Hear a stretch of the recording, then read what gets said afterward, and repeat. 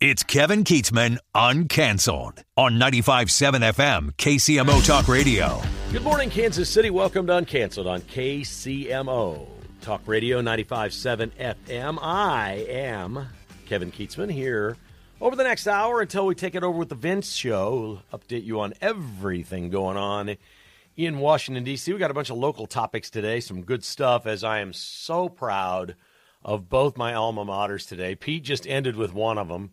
Kansas State, a complete and utter embarrassment that needs to completely retool its athletic department. They've made the right hire at football coach, but if the right people aren't there, they got trouble. That was embarrassing last night. We'll talk about that with Mark a little bit later. Also, the Missouri Tigers with a huge win. You know, they're going out and making an NCAA tournament run, and they're not getting the attention that Jerome Tang is. I guess that's the way it works in sports. In a moment, we'll focus on my other alma mater, Shawnee Mission North. Oh, I'm so proud of the Bison. Yes, I am. After they changed their name from the Indians to the Bison, I'm so proud of their sing and dance along yesterday on Johnson Drive. We'll get to that as ICE will be in focus. Sharice Davids from my congressional district had a big field day yesterday taking shots at ICE. Tom Homan had some words to say about Operation Metro Surge ending in Minneapolis. We'll start with that coming up in a few moments. In the next half hour, Mayor Q and his confidence that the Royals will be located with a new ballpark in downtown Kansas City. You heard him reiterate that with Pete Mundo earlier, and in the State of the City address, which was yesterday. Some thoughts on that. NBC. Oh, no. The worst. I mean, it's 3 weeks of Olympic coverage. They only had one job at the Olympics. One job. Do not misgender any athletes on air, and they blew it. Oh, no, they called a person who thinks he's a boy a she on the air. We'll give you the details on this one. Oh, boy, that is big, big, big trouble. And Travis Kelce speaks out on the new stadium the Chiefs will have in Kansas. We'll update you on that. We start with earlier today, I know Pete mentioned it, Tom Homan at a news conference in Minneapolis. Operation Metro Surge is ending. My favorite takeaway from this was Tom Homan saying, I have not met one county jail that does not want to work with us. There are 87 counties in the state of Minnesota, and Tom Homan saying every single one of them wants to work with us. They've made 4,000 arrests of a second crime, illegal alien, and they have found 3,364 missing kids that the Biden administration allowed in. This is stuff they don't say enough, people don't care about. It's the same thing. I don't want to sit here in some echo chamber. We know what we know, and if other people don't know it, it's on them. But them running around acting like fools and saying stupid stuff is what really bothers us, and maybe we shouldn't allow it to get to us so much. I don't really know. But Tom Homan said they're taking the surge portion out of this. They're clearly going to remain there and investigate the Somali fraud and all the things that have been going on in Minnesota. That's not changing. The FBI is not pulling out. Some ICE agents are leaving. Some Border Patrol agents are leaving. But they've locked up a lot of people. They've arrested a lot of people, okay? And for the most part, I'm just going to say this like nobody else is going to say it because I got nothing to lose, so I'm just going to say it, okay? These crazies that hate ICE that went out in the streets and want to cause trouble and stop ICE found out a few things.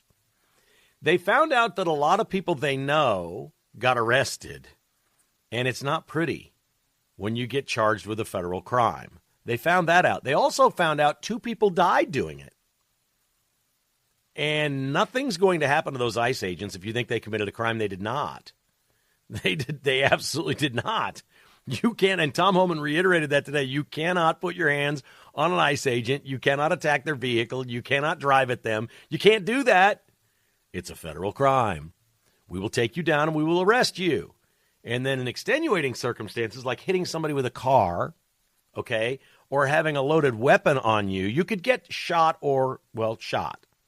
which occurred twice.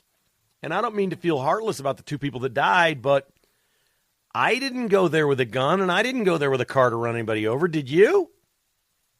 I'm sorry, man. At some point, accountability matters. And what's happened in Minneapolis was they made some policy changes. They got a little softer on a few things. The people started to think, okay, our local authorities are now working with them. Tom Homan said, we now have leaders here that have decided to work with us that your local leaders have locked up criminals and they've allowed us to have access to them now. Well, that's all they wanted from the beginning.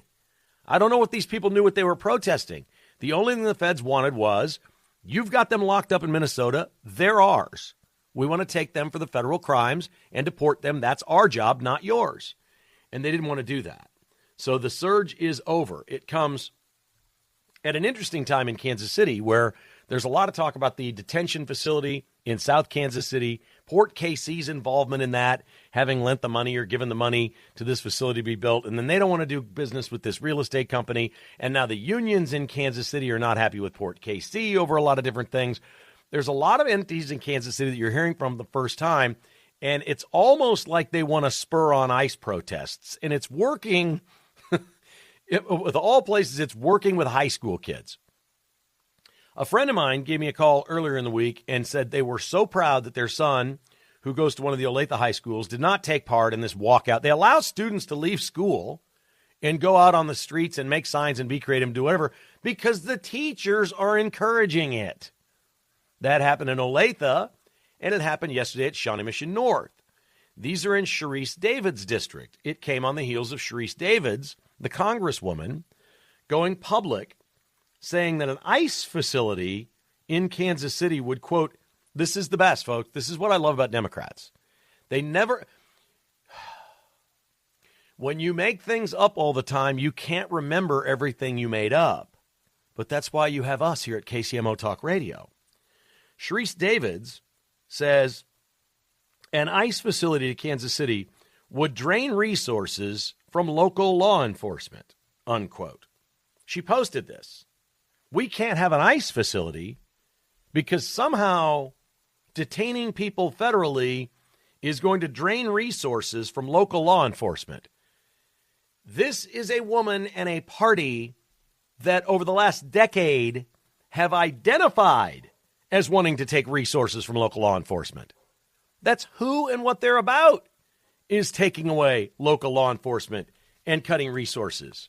Mayor Q in his State of the City address says he's boosting the police budget by 5%. Now Sharice Davids is worried about, reducing resources for local law enforcement. Who are these people? They don't mean this. They're using that against Trump and ICE and the feds. That's all this is. They don't mean any of it. They're trying to make him look bad. They're trying to scare you that your community isn't going to be very safe because ICE is here. The Kansas City Star ran a piece this week. Did you see this? Pete did a great job last week on the double homicide in KCK.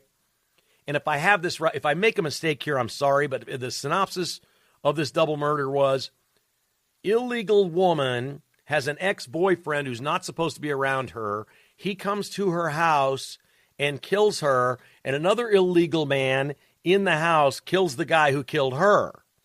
The guy who did the first killing isn't illegal because he's got some sort of a work visa. But none of them are citizens. It's an illegal alien community, and we had a double homicide. And then the Kansas City Star comes out, and they're saying the woman died. They literally wrote a piece. They believe the woman died not because she's an illegal alien with a man in this country who probably shouldn't be here, who'd been picked up before. The cops here knew him. He'd been picked up before. Wasn't supposed to be around her, came after her. They are trying to blame ICE for this, saying the woman who's an illegal alien was afraid to go to ICE. Afraid to go to ICE? The local authorities knew about this guy. Afraid to go to ICE. That's the reason she's dead. Not because these three people made a terrible decision to come here, and now there's a crackdown on people here illegally. You got to go home. You haven't even seen the start of deportations yet. Wait until after the midterms. Trump has promised mass deportations, and we have every single legal right to deport anybody we want that is illegal just for being here illegally. That's the law, and nobody in this country seems to know that. And it's also a wildly popular policy with the American public. They want these people now to go home. There is a sweeping, it's growing. It doesn't feel like it every day with what the Democrats are saying, whatnot. There's a growing feeling in this country of America first, that we have done too much for Europe, too much for the world, too much for these people coming in, open borders, all these things, too much, too much, too much. There's too much stress in my life with everything that's going on in the United States.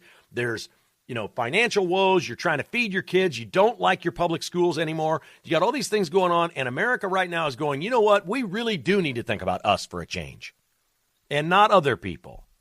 That's where the majority of Americans are. And the Star wants to blame ICE, that this woman was afraid to go to ICE. She was afraid to tell anybody because of ICE that she'd be detained and deported. Well, she should have thought of that before she came here. And I don't think she did anything really wrong in this situation. She certainly didn't deserve to be killed. Okay? But I'm guessing if she'd have stayed home, she'd be alive today if she'd not come here. It's not a great situation. And it should be a warning to a lot of people. And these knucklehead students at my pathetic high school, Shawnee Mission North, which was once one of the great high schools in all of Kansas City, is an absolute crap sty right now. I sat on a board there, I've mentioned this a couple times, a scholarship board for athletes for many years, and I pulled out, I quit. They wanted to change the name from Indians to Bison, and I'm like, I'm out. First of all, you want to insult a Native American? Let's talk about the bison. Eliminating the bison population in North America is what killed the Native Americans. They literally shrunk in size and weight when we took the bison away from them. That's how they were defeated. You want to win a war? You take food away from your enemy. That's the best way to win a war. You hate colonizers that took over the Native Americans? We killed all the bison. We were a lot meaner to the bison than we were to the Native Americans. We just left them without any food. It was just despicable. And so my high school insults Native Americans by naming them the bison. It's ridiculous. And now they've got these kids out on the street out on Johnson Drive. And they're going up and down Johnson Drive, and they're singing and they're chanting. They don't know what the hell they're talking about. But they did get out of school to do it. And their teachers love it. And they're pushing this crap at my high school, Shawnee Mission North. We used to sing and dance and party on Johnson Drive. I used to do that all the time. We'd crank up Van Halen, go to Godfather's Pizza. It was an awesome time, man. The cars were rolling up and down the streets. It was fun.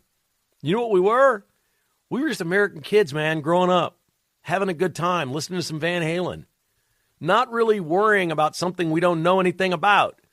I was the last guy that was ever going to be in some group out picketing something that I don't understand. And trust me, those high school kids don't have any idea what they're out there talking about. I'll tell you what I'll do. At Shawnee Mission North, you tell them that I want to come to an assembly and be a guest speaker. All right? I gave the freaking commencement speech there many years ago. I came back as an honored alum and gave the commencement speech. They gave me a big painting of the high school. The principal signed it to a great alum. Thank you. Blah, blah, blah, blah, blah, blah. I mean, there was a time. Now, they won't answer my phone call. If you can get me to speak to a student assembly, I will go in and blow their minds on this topic. I'll blow their minds. I'll give a speech for the ages to these high school kids. Don't listen to those teachers at that school. They're poisoning you. They got it all wrong. Man, do we got a mess in Kansas City. It feels like they just want trouble in the streets, doesn't it? They want, oh my God, that was so cool what happened in Minneapolis. Can we please get that here? Sharice Davids, please, let's do it over the detention center. We need rioters, we need picketers, we need agitators, we need high school kids. They'll do anything if you let them out of class. We'll just let them go out on the streets. We'll let you here in your art class make up all your little signs and go out onto Johnson Drive. But the bottom line here is these kids don't have good music to listen to, do they? They don't have Van Halen. They got nothing good going on. Maybe that's all they have is stupid video games that their minds melt down on their devices. And yes, I can get out of here and go picket on the streets at Shawnee Mission North. Unbelievable. 913-408-7957. If you'd like to join the show, I'd love to hear from you next on KCMO Talk Radio. Okay, we have a statement here from Platform Ventures at the I-49 Industrial Center where the ICE detention facility was rumored to be going, and they have now put out a statement to say they're not actively engaged with the U.S. government or any other prospective purchaser involving a sale of that property right now. While we typically don't comment on potential transactions, baseless speculation, inaccurate narratives, and serious threats toward our leadership, our employees, and our families have prompted us to issue this statement. You think? A bunch of thugs on the left came after these people. As we stated previously, Platform Ventures says, we were approached by a third-party private enterprise. They go on to say they eventually found out that was the U.S. government, and it no longer meets their, quote, fiduciary requirements for a timely closing, end quote. Therefore, they're moving forward, and they're not talking to anybody at this point. That doesn't mean they didn't say we're ruling this out. We're not selling it to the No, that is not what they said. They said they're not actively speaking to anyone right now about that for that facility off I-49. Let's go to the phones. Paul in Kansas City wants to talk about this. Hello, Paul. Welcome to the show. How are you? Hey, Kevin. How you doing? Yeah, on Monday, Jackson County Chairman Manny R. Barker was supposed to have a public hearing on the mask and detention facility ordinances. So I drive out to Eastern Independence, go to the courthouse, go to the basement. There's 12 radicals with signs, so I know I'm in the right spot. He turns around. He's got the county executive. He's got 6 members physical, 2 remote, and he says, we're canceling it. We're going to do it 2 March. Wow. Said, why? He knows who I am. I mean, he knows I'm going to stand in opposition. No, he didn't cancel it because of me. I'm just saying, didn't tell the public, just said, I'm canceling it. Good for you, Paul. You're awesome, man. That's great. Keep it up. I'll be there too. I'll be there 2 March, Kevin. You guarantee it, because I think that's something we got to do. Because there were 12 radicals there. They were ready. You go and be heard, and don't touch a soul. Okay. Oh no. I had my rehearsed my outline, rehearsed my briefing, fact based, ready to go. But I'm going to go do it again. But yeah, we just got to stand up and let them know, like you're doing. Thank you, Paul. I appreciate the call. That's outstanding stuff. Let's move on to Jeff in Shawnee, talking about the Shawnee Mission North kids. Oh, what smart kids they have at this school. Hey, Jeff. Hey, I graduated from North the same year you did. I had a son that went to school there and graduated, played sports. It was a great experience for me. It was a great experience for him. So in the last couple of years, I've been going to the local high school football games. And one thing I noticed when I go to North, I very rarely see any parents in the stands. I went to a St. James Mill Valley game. St. James came rocking out there with carrying cross on their backs. The football team did. Had a national anthem that you wouldn't believe. The place was packed on both sides with parents. The kids were the most polite kids I ever been around in my life. Then I went to the semifinals that was in Baser. And same thing. The place was packed with parents, and it was just a great vibe. And what I'm seeing in these school districts, these teachers are teaching your kids, and you parents have to be involved. And that's what I see out here. More parents are involved, and it's night and day difference. I lost friends a few years ago because I quit that board that I sat on, and I gave them my reasoning, and then I gave them hell for changing the name. And all these people in my circle, people I've known from, were thanks for the call, they were like livid with me that I did this, turned my back on the high school. I said, no. They turned their back on me. They took down our state championship banner because it said Shawnee Mission North Indians. We won the state title in baseball. The only one they had was hanging in the rafters. They took it down because it said Shawnee Mission North Indians on it. No, they left me. They've done this. This is totally on them. Doug's in Overland Park on KCMO Talk Radio. Hi, Doug. Hey, Kevin. I, too, grew up in the Shawnee Mission School District. I'm about 5 years younger than you. I lived over in the Shawnee Mission West area. Ended up going to St. John's Military School in high school. But, again, I was around here. I've got a 22-year-old son and an 18-year-old son. My 18-year-old is a senior at Shawnee Mission West. And you're exactly right. This is a bunch of crap. I've been having to debrief him every day after school since he was in elementary school. Sharice Davis came to Pawnee Elementary back when he was in the 3rd grade, picked him to go walk around with her, and then wouldn't even speak to him, acted like it was like some sort of just, pub stunt, and treated my son like crap when he's in the 3rd grade, wouldn't speak to him. I tell you what, it's ridiculous. Parents have to get on it. We have to be debriefing our kids every single day. We have to be asking them what they're teaching them, what they're talking to them about, and then giving them our own values, making sure that they understand where we stand. And both my sons are conservatives today because I took the time. Parents, you've got to do it. It is on us. And Amy's exactly right. Parents, there's hardly any parents at these football games and stuff.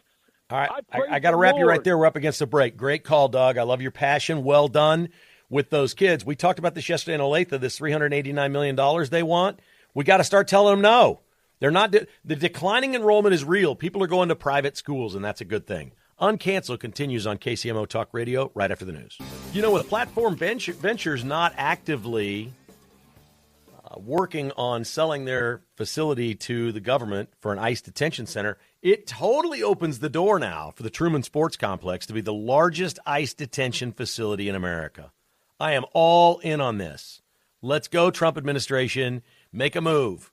They say it's going to cost $150 million to demolish those stadiums. Jackson County doesn't have it. They don't want to do it. Take it from them. Do it. Or say, we'll demolish them, build our own facility here, and pay you a lease for the next 30 years like a team would. I think at one point the Chiefs and Royals were each paying $1 for the lease. Yeah, let's put ICE out there at the Truman Sports Complex. We can build a wall around it, a big, beautiful wall all the way around the whole thing, and use it as a detention center. It would just be spectacular. What would you do, Jackson County? Seriously, what would Jackson County do if the feds came in and said, we'll give you like $500 million for all this land, and we'll take care of demolishing your stadiums. We'll just take it over. Turn it into federal land. What would you do, Jackson County? What would you do? It would solve all your economic woes, but you'd say no. You'd rather break your taxpayers and not serve them than to do anything for Trump. That's 100% for sure. Well, we had a moment on NBC that was just spectacular in the Olympics. I'm sorry. I really don't watch and follow the Olympics. I think the side stories are more fun. You know, it's a little bit like celebrity news or something. You know, some people don't really like the real news. They just want to follow Brad, Jelena, or whatever. I don't even know who the popular celebrities are anymore, so I don't know. But you follow the celebrity news, right? And so that's what the Olympics has become for me. And there's nothing more than I love stories about the media or NBC, which is probably the most liberal broadcast network in America. So they're referring to female skier. This is the women's moguls skiing. Elise Lundholm is a skier in the women's moguls. Oh, my God, I can't believe it. They referred to her as she. And they had to offer an apology for misgendering her. She identifies as a man. Now, she's taken no drugs yet. She's had no surgery. She hasn't done anything to physically transition yet. So clearly she's skiing and looking like a woman in the women's moguls, and they refer to her as she. Not only did they apologize for misgendering this man? You gonna say it's a man in the women's moguls? I want the clarification here. You can apologize for the misgendering, but if it's not she, is it he? Is it they, them? If it's they, them, how do they, them compete in women's moguls? I don't get any of this stuff. It's all a joke. It's a complete joke. The real joke isn't that she wants to call herself a man. I'm okay with that. You do you. And if they'll let you ski and do whatever and you haven't taken the drugs and the surgeries and all that stuff, I'm okay with that. It doesn't sound like she's cheating in any way. I'm good with that. If you want to be a weirdo, just go be a weirdo. What the hell is NBC doing worrying about misgendering somebody in the women's moguls by referring to the skier as she? This is just so ridiculous. It's unbelievable. They also scrubbed the entire thing from Peacock because they play it on a delay, and then you can go back on Peacock, the streaming service, and watch. If you wanted to go back and watch the women's moguls right now on Peacock, you can't see the part where they call her she. They've scrubbed it. The Olympics, ladies and gentlemen, are edited for the Democrats. Just know that. They're editing now the content so it doesn't trigger Democrats. Boy, do I feel better about that. I also feel better about a ballpark for the Royals in downtown Kansas City. We don't know where this is, but Mayor Q sounds very confident. He had his State of the City address where he pledged an agreement with the Royals this year. He spoke with Pete Mundo earlier today. It looks like they want to have an announcement before opening day, which is in next month. It's March 30th, I believe, or 29th. It's a very early start to the season. We're not far away from the start of the baseball season. So if that occurs, I was right on this one. I said when they pulled out of Overland Park at 119th and Knoll, I said, when that happened, the Royals know exactly where they want to go. The interpretation for a lot of people was, oh, they're buffoons, they're idiots, they have no idea. No, if they went to the trouble of acquiring the mortgage and doing all that work in Overland Park and they were saying, nope, this isn't going to work for us, they knew where they were going. They weren't starting over. They knew what it was they were going to do, and this is about the time we got the reports that Port KC, I mean, this is a bigger scam for taxpayers than Star Bonds. By the way, I have no problem with this. If the problem in Kansas is it's not the Chiefs, it's star bonds. If you don't like the star bonds, elect new people that don't like them.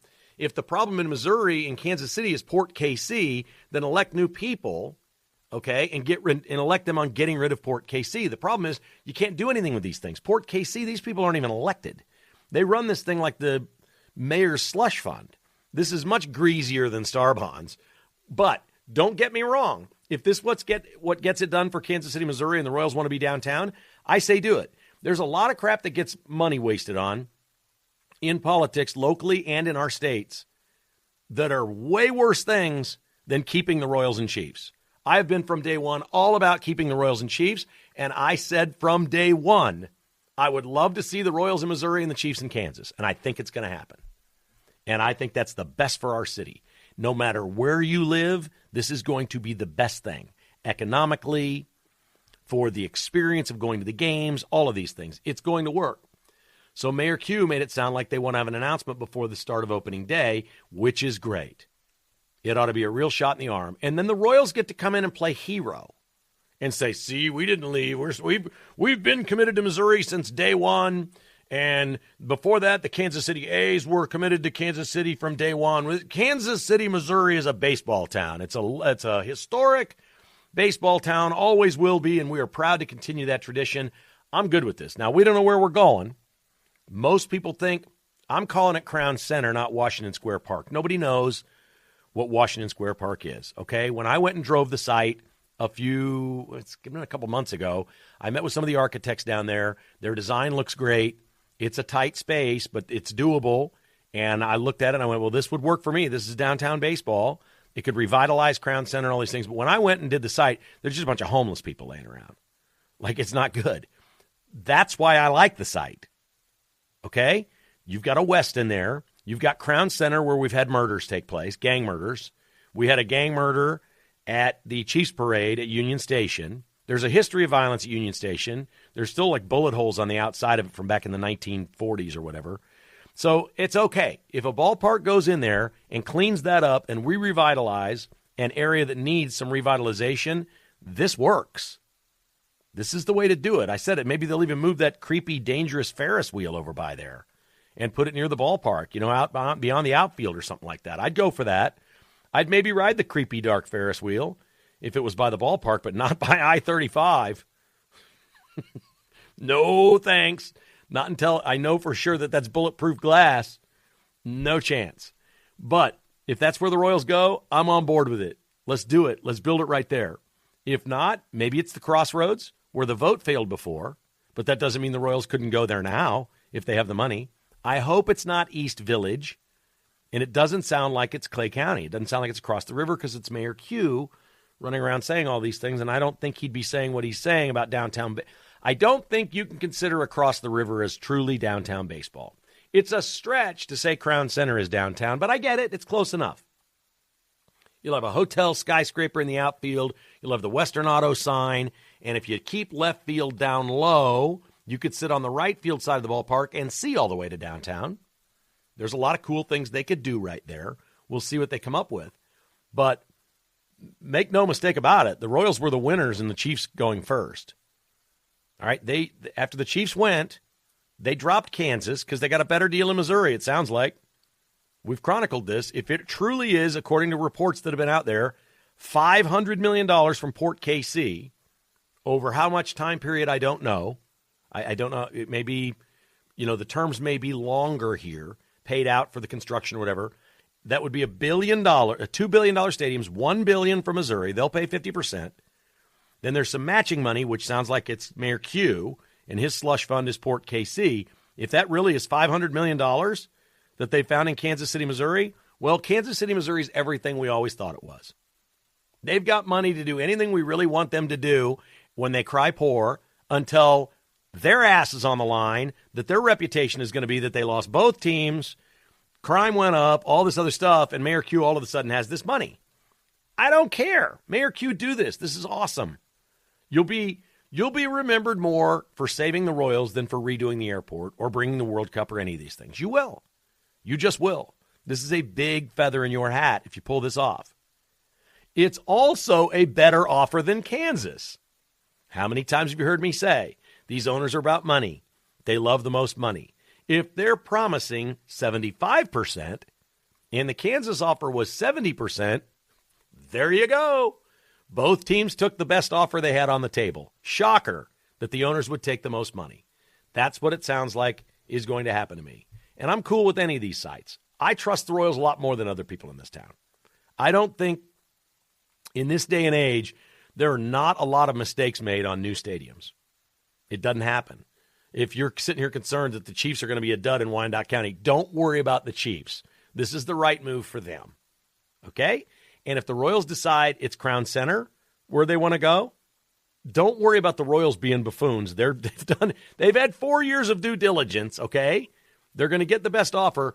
They want to make the money around it. And I think they're looking at really cheap real estate that they can buy with their separate company that's a real estate development company. That's what that's all about. And that land around there, because there are homeless people laying around Washington Square Park and, gang shootings down in that area, that land's pretty cheap. There's a lot of stuff they'll be able to buy up, convert, do what they want with. And it should the ballpark should spur development and create a wonderful new destination and place in Kansas City that is shiny, new, revitalized, and safe. All those things. The Royals must be certain of it if that's where they're going to go. They must be certain. I don't know about the safety assurances, how you get that from Kansas City, Missouri. When you know you're in Jackson County in Kansas City, Missouri, and you know that for the entirety of the existence of your ballpark, you're going to be dealing with nothing but Democrats that don't have to beat anybody, a city council, like it's a one-party area. If they get on another one of these kicks where they want to defund the police and they don't care about anything, it could become very costly for the Royals to keep things secure and safe around their ballpark.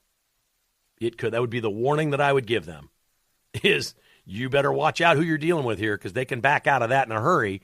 And if you don't have enough police, enough lighting, enough safety, enough roads blocked, enough cameras installed, enough whatever, it's going to be really, really important, the security in that area as part of the redevelopment.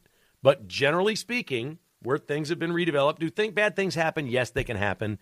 People have taken shots at Sprint Center. They drive by. Early in the days of Sprint Center, the gang guys would drive by and shoot out the window and crack the glass up on the thing. There have been crimes that have happened around Power and Light District. Usually that has to do with a bunch of drunken crowds and things like that. What you don't want to have is just like the random gang fights outside one of your games, like happened in Crown Center, like happened at the Chiefs Parade. They got to find a way to keep things like that from happening so people feel safe if they go down there for a baseball game. I think they can do it. And I think that would be great if we revitalize that area. And I will applaud Mayor Q for being a savvy mayor if he finds $500 million in his back pocket and the Royals stay or the Royals move to downtown, because this should have been done 20 years ago. That's the real mistake that was made. The Royals should have gone to Kansas City, Missouri, downtown 20 years ago. But David Glass blew it. He was too cheap. He blew it. And now we're digging out of it. Way to go, Mayor Q. I'm on your side on this one. We come back. Mark Van Sickle joins us. What the heck happened? I always say I love my business because I love it when people say things. There is a basketball coach at Kansas State that said things that are absolutely fireable offenses. It happened last night. We'll check in with Mark on that and more next on KCMO. Mark joins us now. We got a couple of tasty topics here. Mark, did you see Travis Kelce's comments about the new Arrowhead Stadium? I've not seen it yet. Was that on the podcast? On his podcast, he said it's, quote, going to be unbelievable, unquote, and is, quote, one of the greatest opportunities you could ever get, unquote. And then he said, well, it's just a business, because he was lamenting the fact that Arrowhead's historic or whatever. The discussion was about stadiums moving out of the city and into the suburbs. Jason Kelce responded, quote, if I was an owner, maybe I'd feel differently, but F that. I'm like, Arrowhead's not in the city. It's in the suburbs, too. Yeah. I think they just like the old school nostalgia of it. That's right. I get that part, but sounds like Kelce is on board. Last night, the Missouri Tigers got a great basketball win. At Texas A&M, they were a big underdog. A&M was ranked very high earlier this year. Mark Mitchell didn't have his biggest scoring night, but he had 8 assists, including in the final moments, a backdoor alley-oop kind of pass to Sean Phillips Jr. for the dunk that put him up by 1, 86-85. Then with 4 seconds left, A&M inbounded the ball. They went right at Phillips, whose defensive position was perfect. His arms were straight up. He never left his feet. He moved with the guy coming at him with the ball and partially blocked it and never swatted, and there was no foul called. Dennis Gates and the Missouri Tigers had brilliant coaching at the end of the game last night. There are only 3 teams in the SEC with more wins than Missouri. I am shocked. What say you about the Tigers' chances, Mark? Big win last night. They're definitely a tournament team. I don't know how far they'll go, but they'll be in the tournament. They're in the tournament as of right now. They got to finish strong. You know, what happens here going forward is a big deal. It was so refreshing for me to see a team play so well at the end, not with Kansas on their jersey. We know Bill Self's final minute's all really good. Jerome Tang's terrible at the final minute. Awful.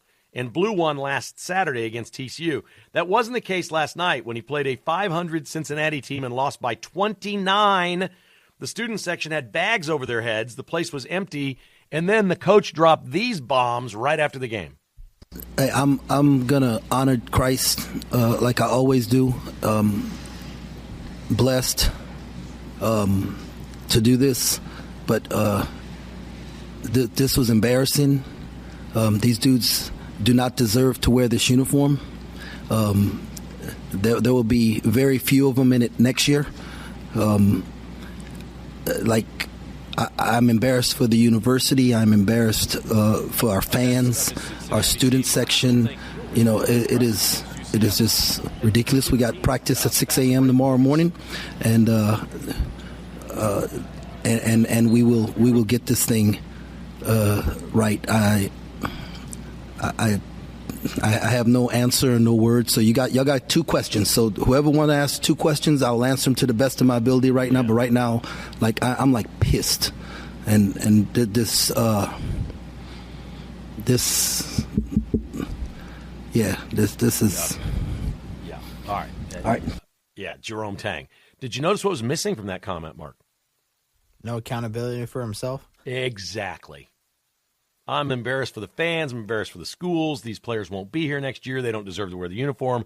I didn't hear him say, you know what, I kind of suck at this. I'm not very good at it. And I love my religion and my family and my faith, and I wanted to go on missions. I should just get out of this and go dedicate my life to Christ and take my money and do good in the world. And I think Jerome Tang would be awesome at that. And I would pray that he finds fulfillment in that, because this cannot be fulfilling for him. There's no way. He's not good at coaching basketball. He's just not. And he didn't sound like he had any answers either.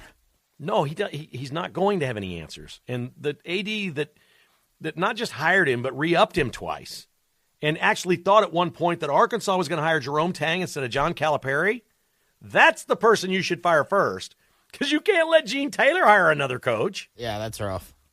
I say fire Taylor, put all the money toward football, let Tang coach another year, give him no money for players, and let him go at 0-32 for the year.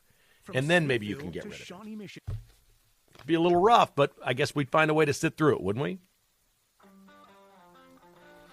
All right, Mark, did you know that Bobby Witt Jr. brought his dog to spring training? I did not see that, but that sounds nice. They've got a new puppy named Barry. He's a Bernedoodle. You can follow him, Bernedude Barry, on Instagram. Nice. His wife Maggie here is chronicling everything. They had him on the field yesterday. So you can go see it on Insta. It's Bernedude Barry on Instagram. I'm going to follow him. It's awesome. The Vince Show's coming up next.